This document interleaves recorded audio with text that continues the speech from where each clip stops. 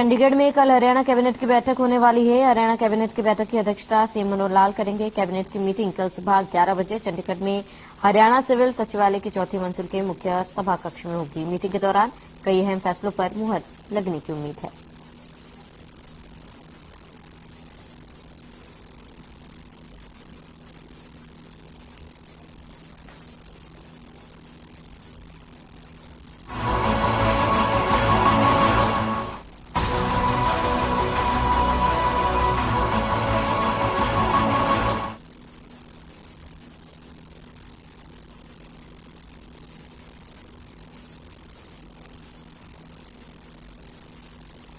Cyber city Gurugram में बारिश के पानी ने बुरा हाल कर दिया है। यह गुरुग्राम के सदर बाजार की तस्वीरें, जहां रोजाना हजारों की संख्या में लोग आते हैं। ये तस्वीरें भी देखिए, जहां गुरुग्राम के विधायक का कार्यालय में ये इलाका सबसे पॉश इलाकों में गिना जाता है। लेकिन देखिए, इस तरह सदर बाजार की सड़कें जलमग्न हो चुकी है। एक तरफ जहां गुरुग्राम के विधायक विकास की बात कर रहे हैं, तो वहीं दूसरी तरफ ऐसी बातें करने वाले गुरुग्राम के विधायक सुधीर सिंगला के कार्यालय के बाहर ही पानी भरा है। ये तस्वीरें उस गुरुग्राम की है जहां का नगर निगम हरियाणा में सबसे ज्यादा रेवेन्यू देता है। लेकिन अब इन तस्वीरों ने पारी पोल खोलकर रख दी।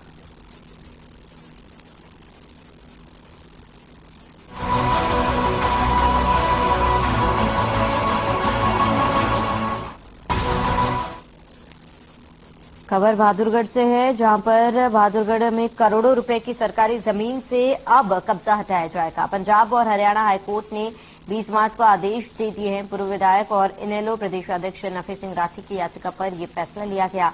साल 2017 में सबसे पहले नफे सिंह राठी ने ही ये मामला उठाया था।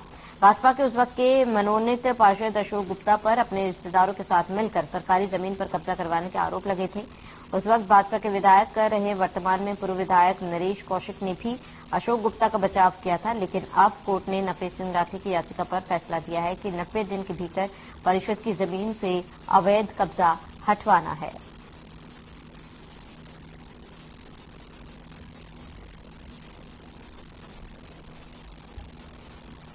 12 नवंबर 2017 को मैंने एक मुद्दा उठाया था कि बहादुरगढ़ में 100 करोड़ से ज्यादा की प्रॉपर्टी पर सरकार के लोग कब्जा कर रहे हैं, और उस बात को लेकर के हमने लंबी लड़ाई लड़नी पड़ी और माननीय हाईकोर्ट तक जाना पड़ा और इसकी जांच हुई।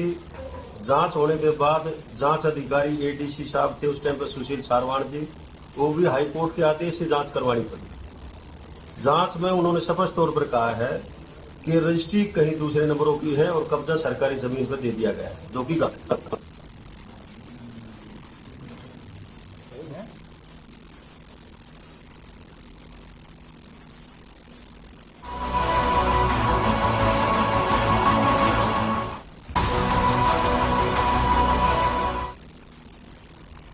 कैबिनेट मंत्री मूलचंद शर्मा के विधानसभा क्षेत्र बल्लभगढ़ में लोगों को एक के बाद एक सौगातें मिल रही है। कल जहां कैबिनेट मंत्री ने करोड़ों के विकास कार्यों का शुभारंभ किया था, वहीं आज सेक्टर 62 में लोगों की मांग पर उन्होंने आज अटल चौक पर शॉपिंग सेंटर का शिलान्यास किया, जहां स्थानीय लोगों ने बड़े जोश के साथ उनका स्वागत किया। इस मौके पर स्थानीय महिलाओं ने कैबिनेट मंत्री से तारकोल की बजाय आरएमसी की रोड बनाने की मांग रखी, जिस पर मंत्री जी ने मुहर लगाते हुए महिलाओं को भरोसा दिया और जल्द ही उन्हें आरएमसी की रोड बनाकर दी जाएगी।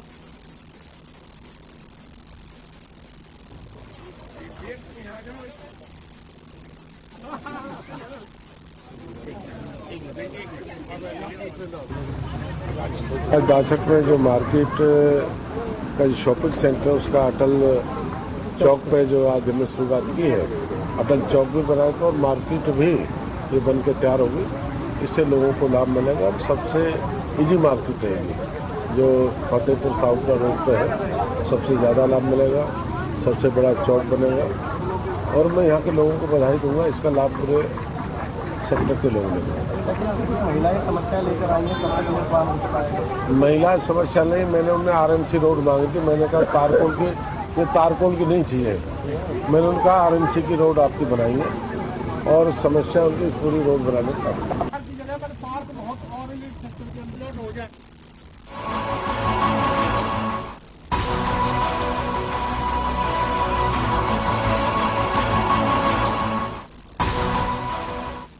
वहीं नई वहीं भर्ती होकर आई महिला पुलिस को ट्रैफिक नियमों और नाके पर खड़े होकर आम लोगों से बात करने की नसीहत और ट्रेनिंग दी। बता दें कि नई भर्ती होकर आई महिला पुलिस को बल्लभगढ़ के जिला बस अड्डा के बाहर नेशनल हाईवे पर ट्रैफिक नियमों की जानकारी और आम लोगों से बात करने की जानकारी दी गई। बस अड्डा चौकी प्रभारी सज्जन कुमार की माने तो महिलाओं को ट्रैफिक ड्यूटी में आम लोगों से किस तरह से पेश आना चाहिए उसकी जानकारी उन्हें दी गई है।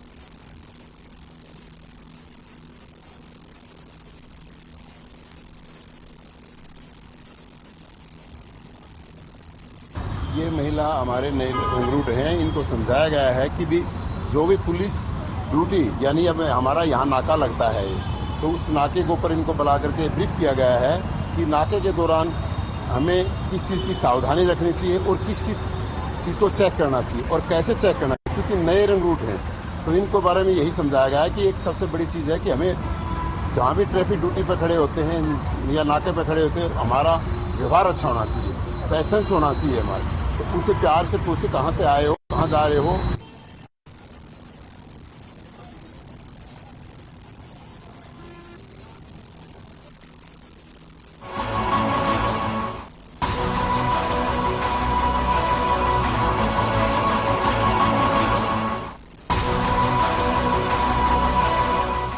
अगर आप ऑनलाइन बैंकिंग, पेटीएम, जोमेटो जैसे ऑनलाइन ऐप्स का प्रयोग करते हैं तो सावधान हो जाइए क्योंकि 67 करोड़ लोगों का डाटा लीक हो चुका है। यह खुलासा साइबराबाद पुलिस ने किया।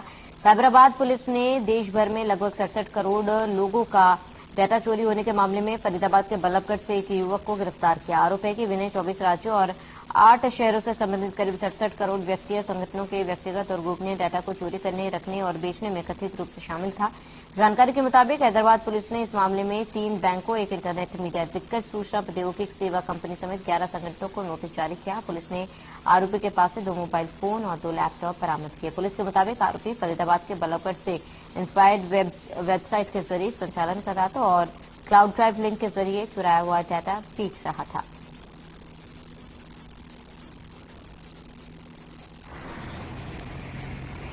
ये यहाँ पर भी साइबराबाद जो है हैदराबाद की पुलिस आई थी 28 मार्च को, जिसके अंदर जो आदर्श नगर में जो है 2 भाई रहते थे, उनमें से दोनों को जो है पूछताछ ले गई थी। उसके बाद जो है छोटा भाई विनय भारद्वाज उसको उन्होंने अरेस्ट किया है, जो जैसा कि वहाँ से इन्फॉर्मेशन आएगा जो उनके घर वालों से पूछ के पता लगा है।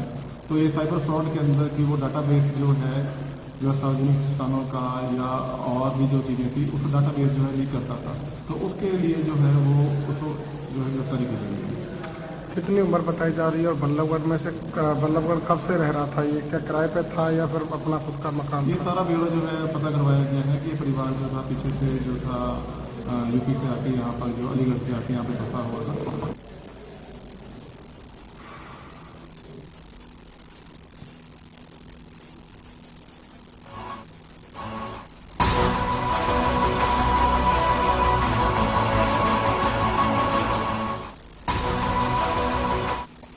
स्कूलों में किताब, कॉपी और ड्रेस बेचने की पाबंदी के बाद स्कूल प्रबंधक नए नए तरीके निकाल रहे हैं। फरीदाबाद के एक निजी स्कूल संचालक ने एक ज्वेलर्स की दुकान चलाने वाले बुक सेलर बना दिया और अपने स्कूल के निर्धारित किताब और कॉपी वहां रखवाकर बिकवानी शुरू कर दी। अभिभावकों का आरोप है कि सुनार की दुकान पर किताबों को बेचा जा रहा है। जब उनसे डिस्काउंट मांगा गया तो ना तो उन्हें डिस्काउंट मिला और ना ही पक्का बिल दिया गया। अभिभावकों का कहना है कि गरीब लोगों पर बच्चों की पढ़ाई की मार पड़ रही है। 10,000 रुपये महीना कमाने वाले व्यक्ति 6,000 रुपये की किताबें खरीदने के लिए मजबूर है। अभिभावकों का कहना है कि यदि बुक स्टोर पर जाते तो वो वहां उन्हें डिस्काउंट मिलता, लेकिन यहाँ ज्वेलर्स की दुकान पर प्रिंट रेट पर ही किताबें बेची जा रही है। बेची गई किताबों की क्वालिटी भी ठीक नहीं है। ऐसे में निजी स्कूल संचालक मनमानी करने से बात नहीं आ रहे।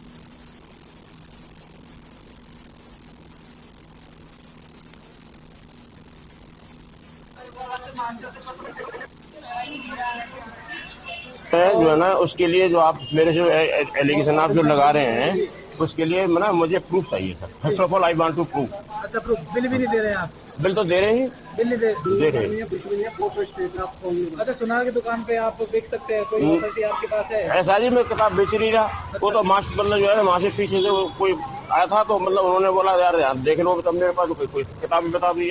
मैंने यहाँ से बुक खरीदी थी, ये सुनार की दुकान पे बुक बिच रही है, तो स्कूल वालों ने इन्हें वो दे रखा है, अपने परसेंटेज के हिसाब से बात कर रखी है इन्होंने। प्रिंट रेट में बिल्कुल भी 1% डिस्काउंट नहीं है। बुक बहुत पतली पतली है, प्रिंट रेट भी ज्यादा है और प्रिंट रेट पे ही किताब दे रहे हैं, 1% डिस्काउंट नहीं दे रहे और ओरिजिनल बिल देने से साफ मना रहे।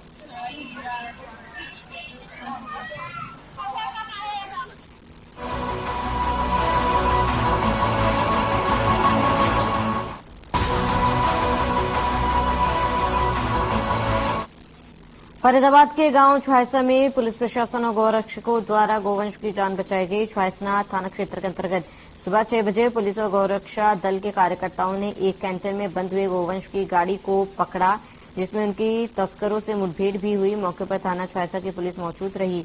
वहीं मौके से गौ तस्कर फरार हो गए। इस कैंटर में 32 गौवंशों को सकुशल मोहना गौशाला में पहुंचा दिया गया और 3 से 4 गाय की हालत खराब होती नजर आई, जिनके उपचार के लिए मौके पर डॉक्टरों को बुलाया गया। वहीं पुलिस ने मुकदमा दर्ज कर आगे की कार्रवाई शुरू कर दी।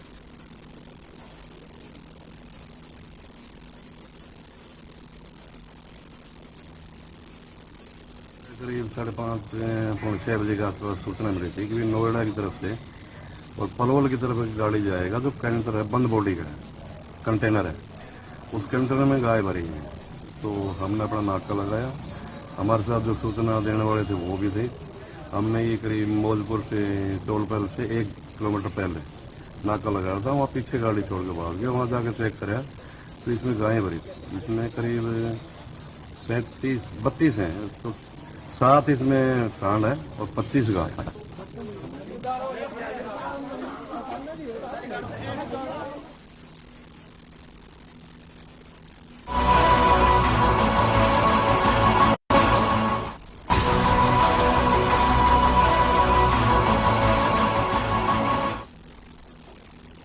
फरीदाबाद के बादशाह खान अस्पताल में शॉर्ट सर्किट के चलते आग लग गई, जिसके बाद मौके पर पहुंचे फायर ब्रिगेड की गाड़ियों ने आग पर काबू पाया। आग हॉस्पिटल के कमरा नंबर 22 में शॉर्ट सर्किट के चलते लगी थी, जिसके बाद मौके पर पहुंचे पुलिस बल और फायर के कर्मचारियों ने आग पर काबू पाया।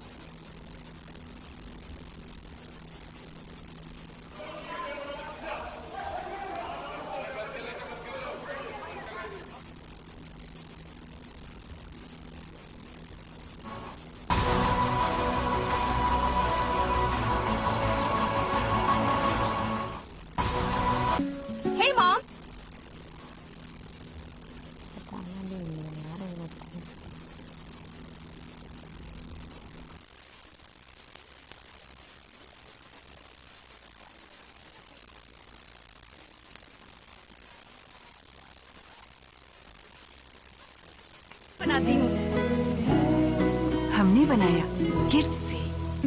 हे मॉम। वहीं आपको बता दें कि शिक्षा मंत्री ने सभी बयानों पर पलटवार किया है और आपको बता दें कि शिक्षा मंत्री ने विपक्ष आपके समक्ष कार्यक्रम में पहुंचे थे, जहां पर उन्होंने सभी पर पलटवार किया और शिक्षा मंत्री ने सभी बयानों पर पलटवार किया है।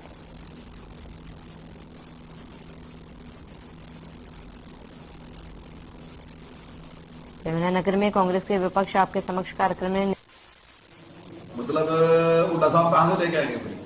मतलब ये एक लालच देना है व्यक्ति को। देखिए हम आपको ये चीज फ्री देंगे, आप हमें वो। हमने भी फ्री दिया। हमने कहा किसान से कि आपके पास जो कर्जा है आप हम उसका सारा ब्याज माफ करेंगे। आप केवल वो मूल धंधे में जो आपने आज से 10 साल पहले, 5 साल पहले, 8 साल पहले लिया था वो मूल धन में वापस। लेकिन हमने वादा नहीं किया था। हमने कहा कि इससे कोऑपरेटिव ठीक होगी, किसान का मदद होगा। हमने 1100 करोड़ का माफ किया। हमने बिजली के मामले में ठीक करने के लिए हमने काम किया। हमने उनसे कहा कि भाई ठीक है, आपका कनेक्शन किसी वजह से कट गया, आपके पास बहुत पेनल्टी लगी, आपके पास सरदार बहुत लग गया। हम आपसे बात कह रहे हैं कि भाई आपने जितनी की बिजली खर्च करी आप उतनी बिजली दे दो, बिल के पैसे दो, बाकी हम सारा माफ कर रहे हैं। सारा माफ कर दिया और वो भी सिस्टम भी ठीक चल गया और सारा का सारा उस प्रकार से आज आपके सामने कि हम 24 घंटे बिजली भी दे रहे हैं, 2000 करोड़ के प्रॉफिट में भी है। जब इनकी सरकार थी तो बिजली महंगी थी, 27,000 करोड़ के घाटे में थी और 24 घंटे थी नहीं। व्यवस्था खराब करने के लिए तो आप कुछ भी कर सकते हैं, पैसा तो प्रदेश का है।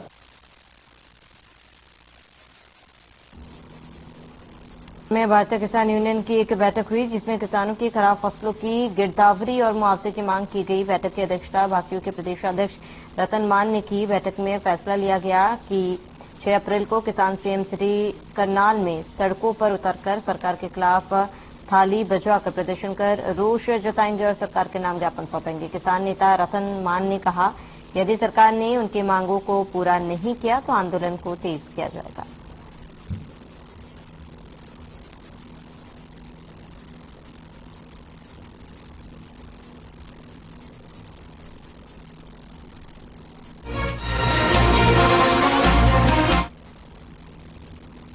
मेन एजेंडा है, मुद्दा है फसल खराबे का है। आज किसान तराई कर रहे हैं लगातार। बीती रात भी बहुत जबरदस्त बारिश हुई है और किसान कहीं का नहीं रहा। तो ये आज किसान भवन करनाल में जिला भर के हमारे पदाधिकारी कार्यकर्ता आए हैं और ये निर्णय लिया कि 6 तारीख अप्रैल को करनाल की सड़कों पर रोष प्रदर्शन करेंगे। जाट भवन से इकट्ठे होकर के सड़कों पर चलेंगे और वहां जिला प्रशासन के दरबार में पंचायत लगाएंगे।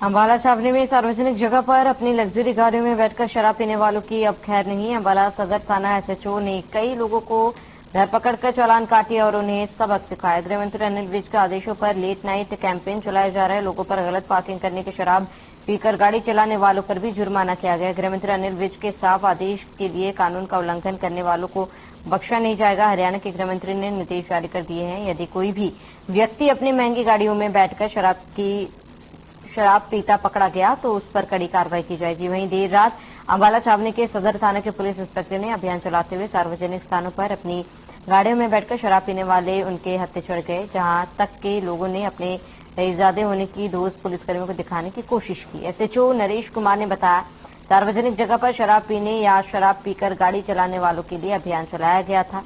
उन्होंने बताया कि गलत जगह गाड़ी पार्क करने और गाड़ी में शराब पीने वालों के चालान काटे गए।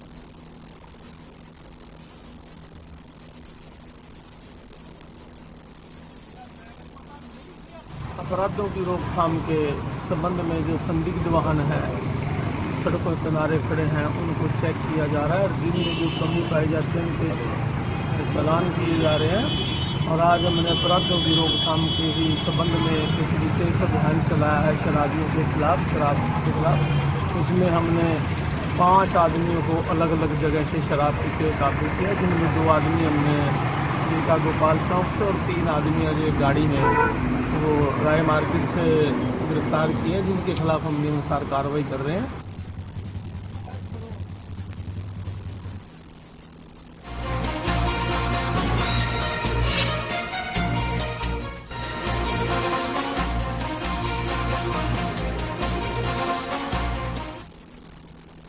अंबाला में प्राइवेट अस्पतालों के बाद प्राइवेट लैब संचालक भी हड़ताल पर बैठ गए। लैब संचालक ने अपनी लैब को बंद रखकर क्लिनिक एस्टैब्लिश एक्ट के विरुद्ध सुप्रीम कोर्ट के आदेशों पर हरियाणा सरकार ने क्लिनिकल एस्टैब्लिश एक्ट को हरियाणा में लागू करने का फैसला किया है। इसके विरोध में लैब संचालकों ने मोर्चा खोल दिया। नए एक्ट के मुताबिक जब सभी प्राइवेट लैब में एमबीबीएस डॉक्टर रखना अनिवार्य है और लैब की हर मेडिकल रिपोर्ट को एमबीबीएस डॉक्टर ही प्रमाणित करेगा। नए एक्ट के विरोध में प्रदेश भर के प्राइवेट लैब संचालक हड़ताल पर हैं और भिवानी में मुख्यमंत्री मनोहर लाल के कार्यक्रम का घेराव करने पहुंचे। इस हड़ताल का असर अंबाला में भी देखने को मिला।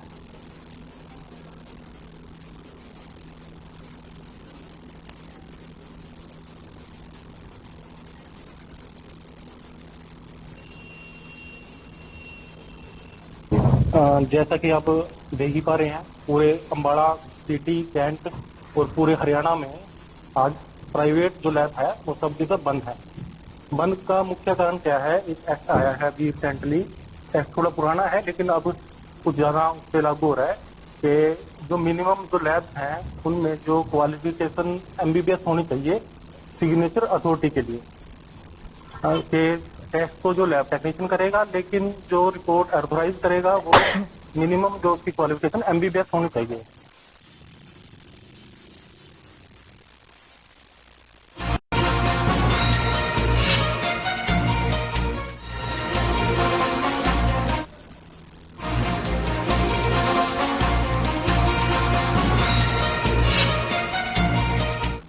राजस्थान में स्वास्थ्य का अधिकार कानून लागू होने के विरोध में आईएमए के आह्वान पर प्रदेश भर में आज निजी क्षेत्र के डॉक्टर्स द्वारा हड़ताल की जा रही है। वहीं अंबाला में भी इस हड़ताल का असर नजर आया। एक तरफ जहां अंबाला कैंट में सभी प्राइवेट अस्पताल बंद रहे, वहीं दूसरी तरफ अंबाला शहर में डॉक्टर्स ने काली पट्टी बांधकर लोगों का इलाज किया। मीडिया से बात करते हुए अंबाला से आईएमए के मेंबर्स ने बताया कि राजस्थान में जो स्वास्थ्य का अधिकार कानून लागू हो रहा है, हम सब भी उसका विरोध करते हैं।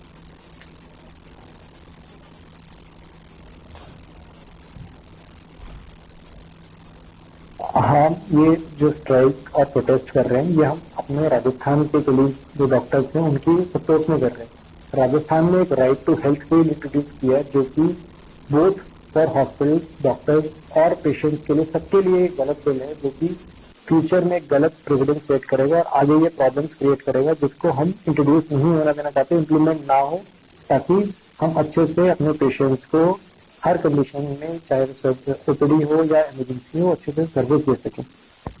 हमारा जो विरोध है, ये आरटीएच बिल जो राजस्थान गवर्नमेंट लेके आई है, उसके अगेंस्ट हम आज, जैसे जो आप देख रहे हैं, ब्लैक बैज लगा के पेशेंट देख रहे हैं। हमारा ये प्रोटेस्ट आज उसके बिल के अगेंस्ट है, तो हमारा राजस्थान डॉक्टर के लिए ये जो बिल है, ये आम पब्लिक के लिए भी गलत है और डॉक्टरों के लिए भी गलत है।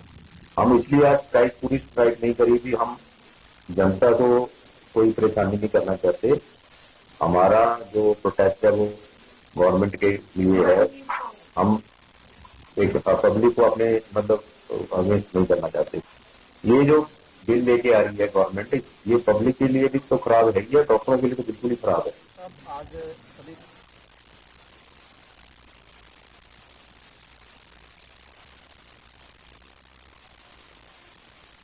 सेक्रेटरी हैं आईएमए अंबाला कैंट के, डॉक्टर मोंगा हैं, तरसेम मोंगा, ये हमारे पैटर्न आईएमए अंबाला कैंट के। आज का मुद्दा हमने ये उठाया हमारी स्ट्राइक करके कि जो राजस्थान में राइट टू हेल्थ बिल एक विधानसभा में पास किया है, अभी लागू नहीं हुआ है, अभी वो इम्प्लीमेंट नहीं किया है कि पब्लिक के लिए कभी उनको वो कर दिया है, चालू कर दिया, तो उसका एक गलत तरीके से इस्तेमाल करके वो डॉक्टर के ऊपर थोपा गया।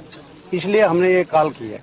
वो है क्या बिल, ये है कि वो कहते हैं कि भाई अगर एक इमरजेंसी आती है आपके पास, आप उसको फ्री देखो, और फ्री देखने के बाद अगर आपकी स्पेशलिटी नहीं है तो वो उसको आप किसी दूसरे जो अलाइड उसका हॉस्पिटल है उसके पास भेजिए आप उनको।